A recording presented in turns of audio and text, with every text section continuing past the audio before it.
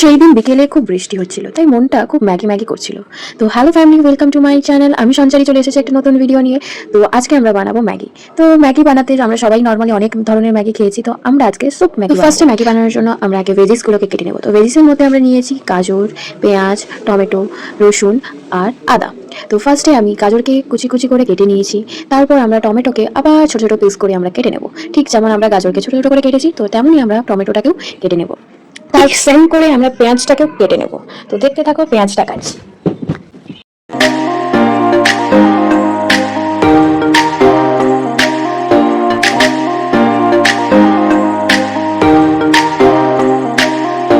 তারপর আদাটাকে ভালো করে ছাড়িয়ে সেম করে আমরা পিস পিস করে ছোট ছোট করে কেটে নেব।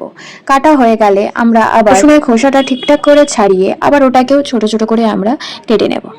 তো তারপর আবার একই রকম করে আমাদেরকে লঙ্কাটাকেও প্যানটা আমাদেরকে কিছু সময় রেখে দিতে হবে গরম হওয়ার জন্য। তার ওপর দিয়ে দিতে হবে তেল। তেলটা হালকা গরম হয়ে এলে তার মধ্যে দিয়ে দিতে হবে কুচি করে কাটানো সেই রসুন আর আদা। তারপর একটু সেই রসুন আর আদাটা লাল হয়ে এলে দিতে হবে সমস্ত ধরনের কাটা ভেজিস। তারপর যখন ভেজিসগুলো সেদ্ধ হয়ে যাবে তখন আমাদের তার মধ্যে দিয়ে দিতে হবে ম্যাগি। আমি দিয়েছিলাম 7 টাকা করে যেই ছোট ম্যাগিগুলো হয় 3 প্যাকেট। তো সেই রকম 3 প্যাকেট আমরা ম্যাগিকে দেওয়ার পর হালকা করে নাড়াচাড়া করে নেওয়ার পর ওর মধ্যে পরিমাণ মতো জল দিয়ে দিতে হবে। জলটা দিতে হবে যাতে করে ওটা ঠিকঠাক করে ম্যাগিটা বয়েল হয়।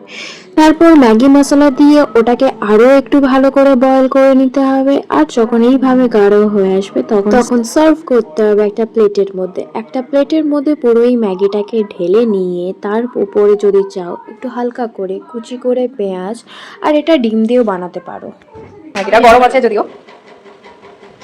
আর এখানে আমার রকি ঘুমোচ্ছে। ভিডিওটা ভালো লেগে থাকে do like share and subscribe. Tata.